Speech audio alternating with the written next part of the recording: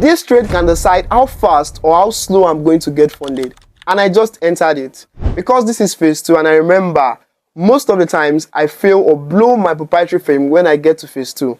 I know my discipline is going to be tested. I know my patience is going to be tested. I'm not going to allow blowing this phase 2 happen now.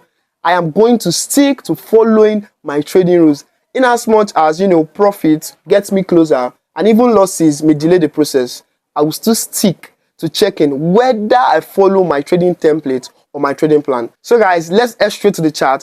Alright, the first thing I'll do on the chart is to confirm the trend of the market. And it's obvious that the market is on an uptrend. Then I'll be looking forward to buy. The next question is, where will I be buying from? I'll be buying from the support, since we buy from support and sell from resistance. It is very clear on the 4-hour time frame, and there are more touches on this support level on the 4-hour time frame. We have the first one here.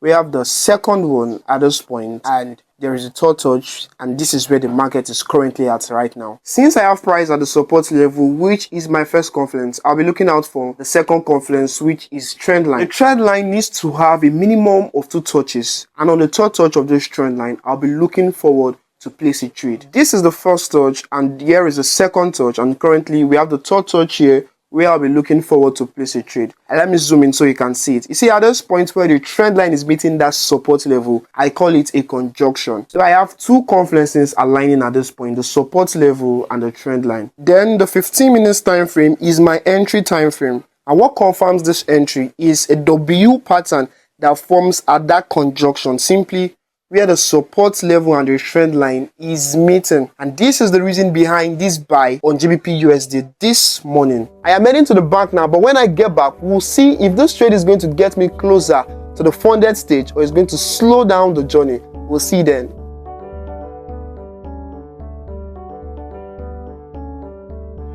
I'm back, guys. This trade later moved in profit, and it did 1-to-1 risk to reward, and I break even immediately.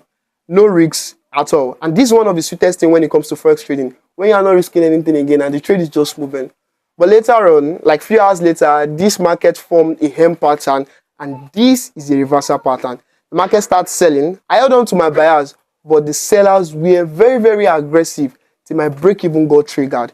It was difficult for me to accept this outcome because I was seeing my equity in over $6,200, very close to passing phase 2. And I closed at like $7. That's break even. It was very hard, yes, very, very hard for me to accept the outcome. But this trade is a win for me because I stick to my discipline and I followed my trading rules, all of them. So guys, that's going to be all for today. If there's still any setup, I'm going to keep you guys updated.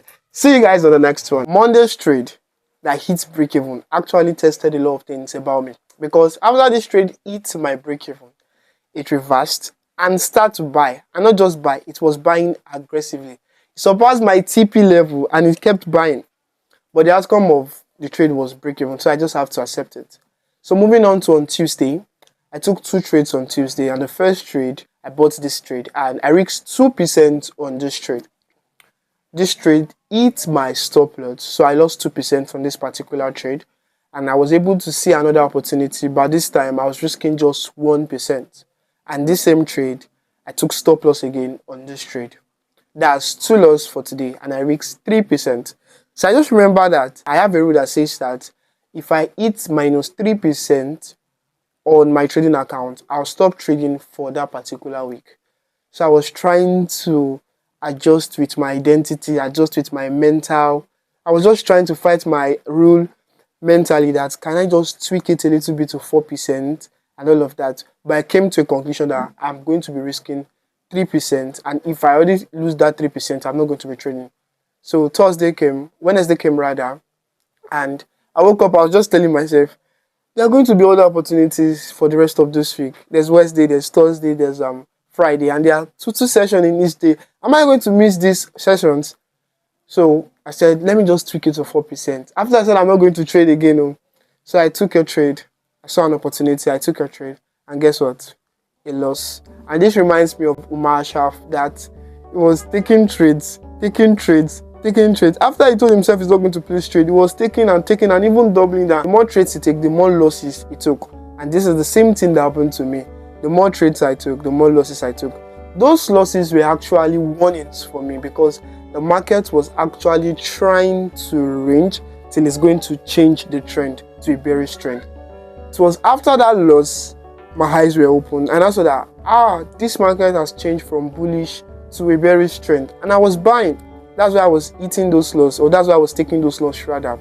So from on Thursday I plan not to take any trade, and on Friday I plan not to take any trade. So what I'm going to be focusing on right now is that to find a way to control my risk, go back to the drawing board to see how I'm going to come out of this drawdown and make sure I execute clean trades and execute A+ setup. I'm going to make sure that I maintain discipline and stick to my trading rules. So guys, we're going to be drawing the curtain for episode 5 here, and I want you to kindly comment that part of this episode that is relatable to you. I want you to also like, and I want you to also share so that other traders can actually learn one or two from this experience that I just passed through.